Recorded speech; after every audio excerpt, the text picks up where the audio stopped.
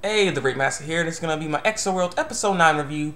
It was a good episode. It was a nice setup episode for the next episodes happen. So yeah, I'm just gonna skip to the important parts to it because not so much happening in this as opposed to there's a lot of explanations going on and a setup to what's gonna happen for next episode.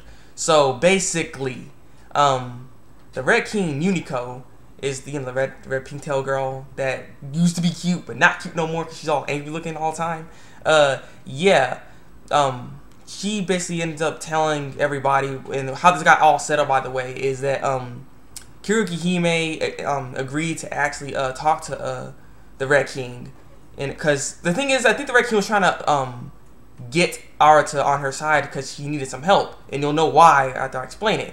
But so if they ever switch sides, if a teammate ever switch sides to another team, that leader has the power to basically disband you. If you're gonna like, the leader can just make you just disappear with this protocol kind of thing. I can't remember exactly what it's called, but it's a close range combat attack, and if you get hit by it, you lose all your points, and you're dead, and you're out of the Accel World experience.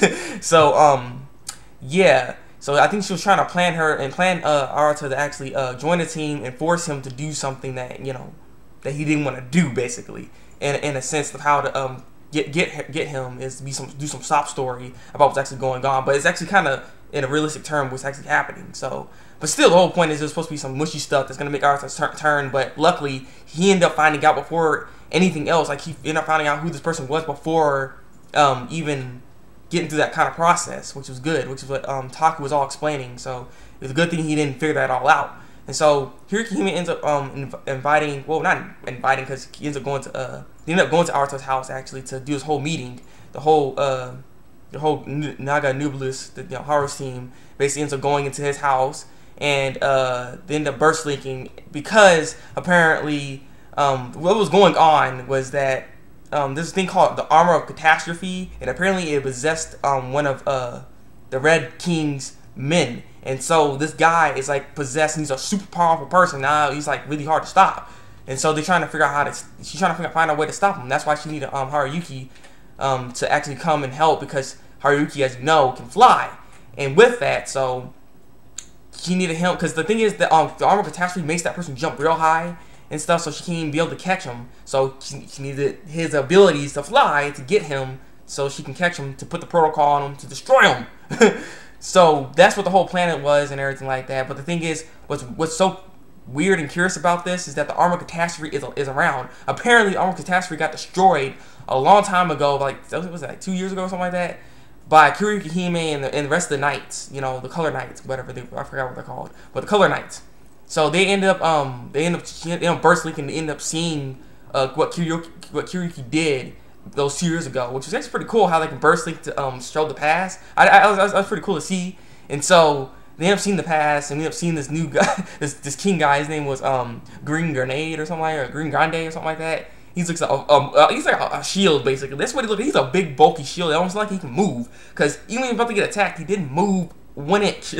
And so kuroyuki Hime, Black Lotus had to stop that, cut the thing, and it ends up he's already got attacked before by the other knights, so that armor was already like basically about to die anyway. So he just came in there and destroyed it, and basically the armor was never found again. It was not in no database or anything. So it's weird that it's back now. That's why she's like, I know it's back because I seen it, and I can't stop it myself, so I need some help. And so then kuroyuki Hime actually ends up agreeing with this, and actually gonna help her stop this whole armor stuff. So that's how the episode ends up correlating and combining together for the next episode, which is what's gonna happen. So I'm curious to how strong this armor is, because apparently this armor was racking up stuff. They had to get the knights just to stop them, and even then that thing just kept on fighting. No matter how much they beat the crap out of it, it just kept going. So this is gonna be an interesting battle, and see how Haruki is gonna be able to handle this too, because he's gonna have to do something because of his abilities to fly. So I'm just like, what's gonna happen here?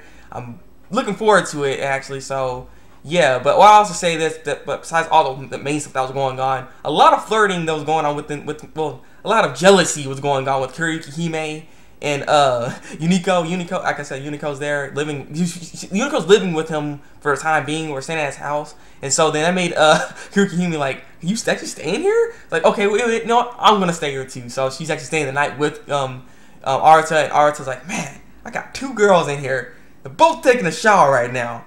I could be like, hey, you know, is water hot or something? And he walks up in there and he ends up seeing little peek. he's like, the thing is, he was actually gonna do that too. I was like, oh wow. But then, you know, they're already dressed and whatnot. But like I said, it was really interesting to see that Kuroyuki Hime got all jealous, like, because of her. Even though they don't really seem like they might not. I mean, Unico doesn't seem like she really likes Arata like that. So I mean, I don't know. It's very interesting to see. That was pretty funny. So. Yeah, basically this is the whole episode. Like I said, it's a follow-up. It's gonna be a follow-up episode to this whole thing to see how strong this armor of Castrophe is. So yeah, this is just a brief summary of the whole episode anyway. So, but yeah. So yeah, leave your comments below. Tell me what you think of the episode. Like if you like this review, and subscribe to my channel for some more. So yeah, it's been the Thabreakmasta, and until then, break out.